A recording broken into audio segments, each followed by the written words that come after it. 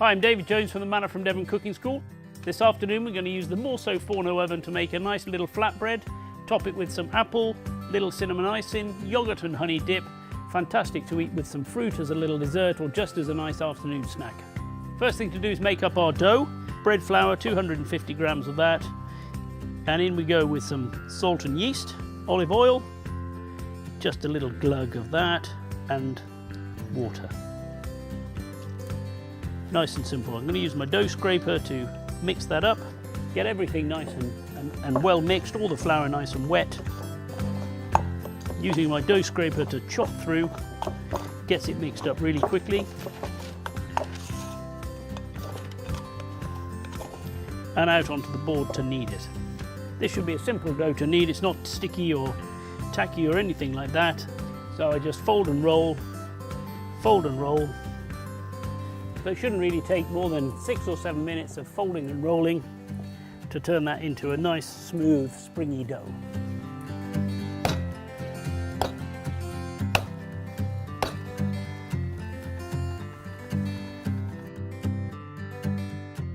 So there we are, a nice, smooth, springy, elastic dough. I'm going to pop that straight back in the bowl, cover it with a little cling film,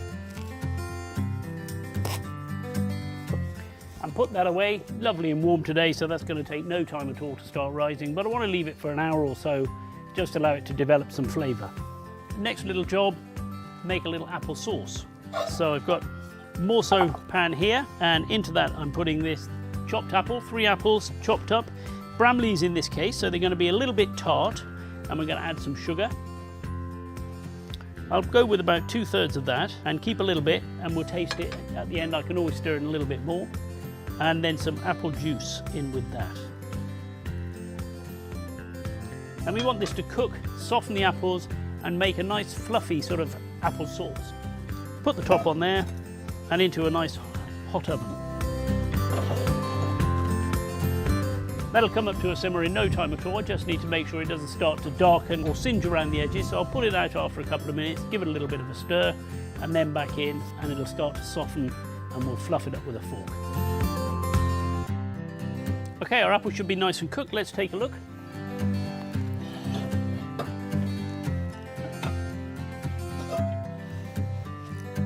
Sizzling away beautifully and really nice and soft.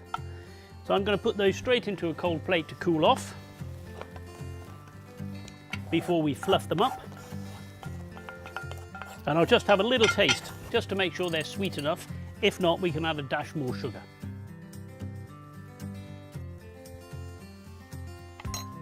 They'll be perfect, we don't need any more. Just look at our dough. It's really puffed up quickly. It's super light and super well risen. We're going to turn this straight out and then just knock it out into shape, into a disc. Little flour on the board and just ease that out. It'll make it really easy to shape if we don't disturb it too much. So there we are, flick that over, and I'm just going to use my fingertips in this case to dibble out the dough. And if I dibble it out, it'll have a lovely bubbly texture.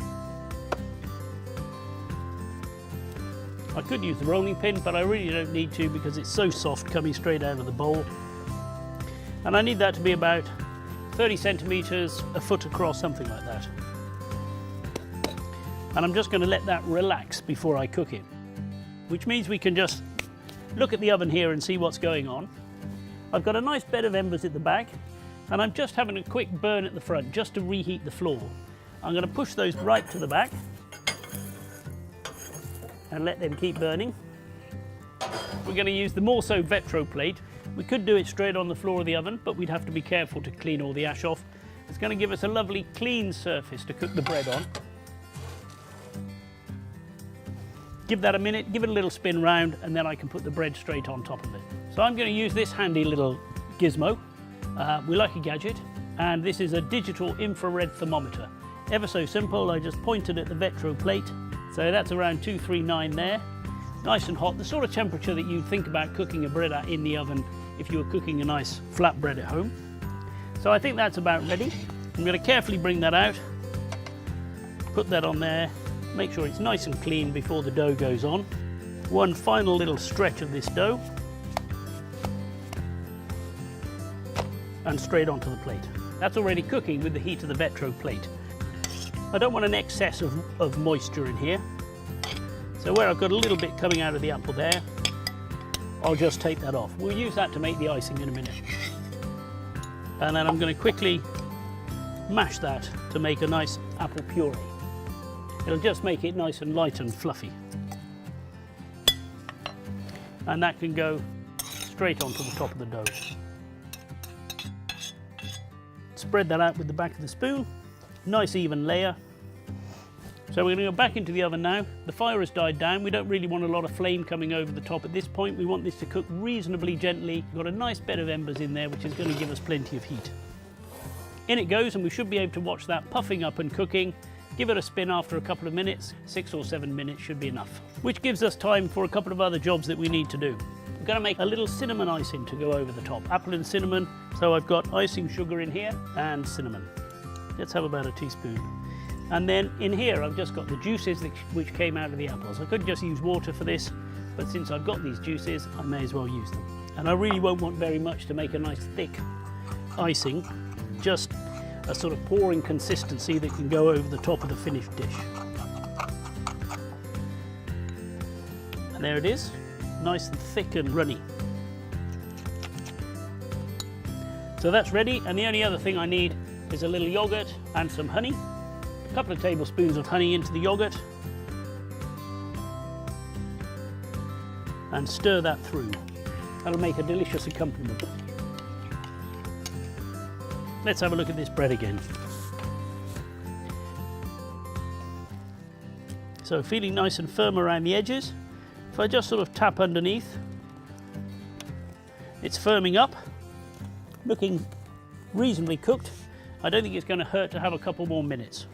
Never be afraid to assess what's going on with your cooking, especially with wood-fired oven cooking. We're never exact about times and temperatures when we're cooking with a wood-fired oven of any sort.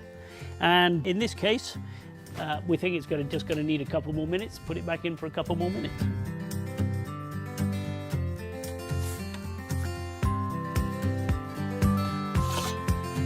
We can see it's nicely puffed and crisp around the outside, a little bit dark in one or two places where it got maybe a tiny bit too close to the embers, but that's not going to affect the whole of the bread.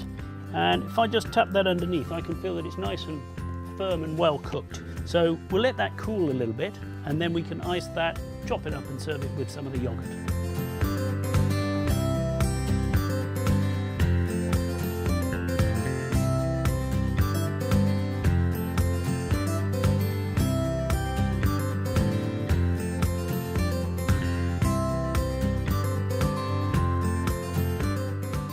So we're ready to slice up our bread and tuck in.